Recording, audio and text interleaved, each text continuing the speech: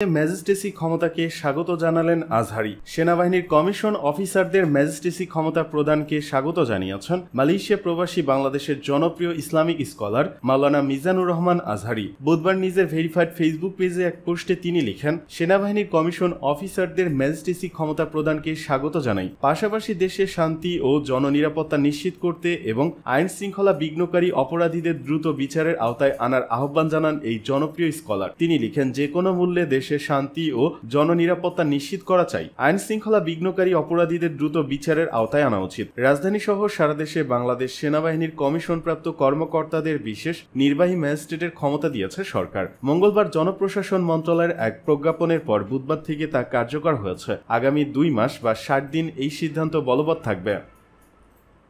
ফ্যাসিবাদে জড়িত কবি, সাহিত্যিক, সাংবাদিকদের বিচারের আওতায় আনা হবে, জানালেন তথ্য উপদেষ্টা। তথ্য ও সম্প্রচার মন্ত্রণালয়ের উপদেষ্টা নাহিদ ইসলাম বলেছেন, কবি, সাহিত্যিক, সাংবাদিক ও সাংস্কৃতিক ব্যক্তিত্বদের যাদের মতো ফ্যাসিবাদের সঙ্গে জড়িত ছিলেন কিংবা গণহত্যায় উস্কানি দিয়েছেন তাদের অবশ্যই বিচারের আওতায় আনা হবে। আজ বুধবার দুপুরে সচিবালয় তথ্য মন্ত্রণালয় সম্মেলন কক্ষে আয়োজিত এক সংবাদ সম্মেলনে সাংবাদিকদের প্রশ্নের জবাবে এই কথা বলেন তথ্য উপদেষ্টা নাহিদ ইসলাম। বলেন, যারা বিভিন্ন লেখনী ও মতামতের মাধ্যমে জনমত তৈরি করে গণহত্যার পক্ষে পরোক্ষভাবে কাজ করেছেন এবং গণহত্যার জন্য উস্কানি দিয়েছেন তাদের অবশ্যই বিচারের আওতায় আনা হবে। কেবল সাংবাদিক, সাংস্কৃতিক ব্যক্তিত্ব ও কবি পরিচয় কেউ রেহাই পাবেন না। সাংবাদিকদের বিরুদ্ধে করা হত্যা মামলা সম্পর্কে আরেক প্রশ্নের জবাবে নাহিদ ইসলাম বলেন, মামলাগুলো সরকার করছে না, জনগণ তাদের জায়গা থেকে করছে।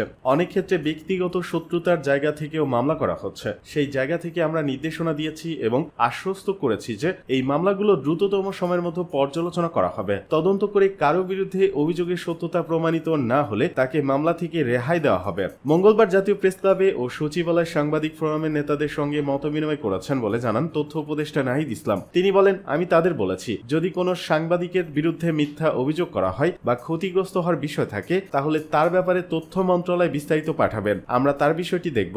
বাংলাদেশ সেনাবাহিনীকে ম্যাজিস্ট্রেসি ক্ষমতা দেওয়া সংক্রান্ত এক প্রশ্নের জবাবে তথ্য উপদেষ্টা বলেন, আইন শৃঙ্খলা পরিস্থিতি ধীরে ধীরে উন্নতির দিকে যাচ্ছে।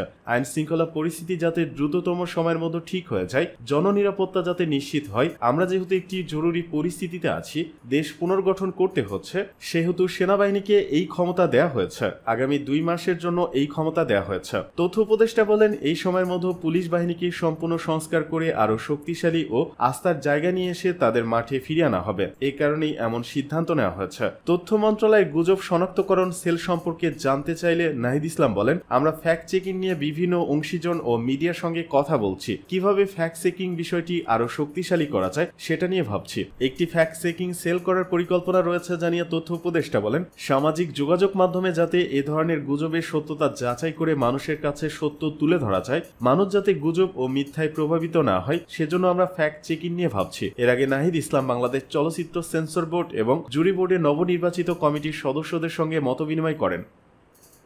আওয়ামী লীগের মতো করলে একই দশা আমাদেরও হবে, জানালেন মির্জা ফখরুল। টানা প্রায় 15 বছর ক্ষমতায় থাকাকালে আওয়ামী লীগ যা করেছে এবং যেভাবে গণ অভ্যুত্থানে তাদের বিদায় হয়েছে সেটা বিএনপি করলেও পরিণতি একই হবে বলে মন্তব্য করেছেন দলটির মহাসচিব মির্জা ফখরুল ইসলাম আলমগীর। এজন্য দলের নেতাকর্মীদের সতর্ক করেছেন তিনি। বুধবার দুপুরে ঠাকুরগাঁয়ের হরিপুর উপজেলা বিএনপি আয়োজিত এক জনসভায় প্রধান অতিথির বক্তব্যে তিনি এসব কথা বলেন। নেতাকর্মীদের উদ্দেশ্যে মির্জা ফখরুল বলেন, আজকে আমরা এই মুক্ত বাংলাদেশে বাস করছি, কিন্তু মনে রাখবেন এই মুহূর্তে সেই পর্যন্ত মুক্ত ও স্বাধীন থাকবে যতদিন আমরা মুক্ত ও স্বাধীন রাখতে পারবো।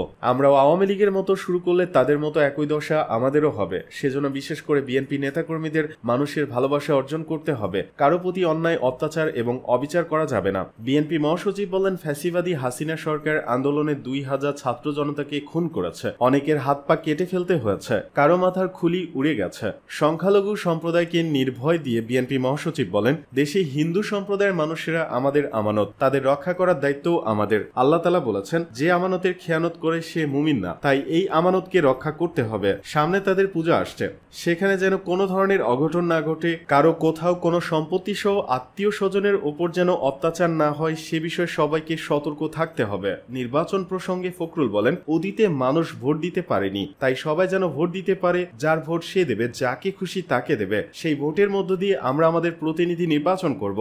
আগের সিস্টেম থেকে বেরিয়ে আসা বিচার এবং ঠিক করার জন্য বর্তমান সরকারকে সময় দিতে হবে। তারা নিরপেক্ষ মানুষ, কোনো দল করেন না, কিন্তু দেশটাকে ভালোবেসে দেশের জন্য কিছু কাজ করতে চান। তাই অন্তর্বর্তী সরকারকে সবার সহযোগিতা করতে হবে। ভারত প্রসঙ্গে তিনি বলেন, ভারত অনেক খারাপ কাজ করে, সীমান্তে গুলি করে মানুষ মারে। আমরা ভালোভাবে থাকতে চাই তাদের সাথে, প্রতিবেশী হিসেবে থাকতে চাই তাদের সাথে, কিন্তু আমাদের সাথে কোনো অন্যায় করা হলে তার প্রতিবাদ আমরা জানাবো।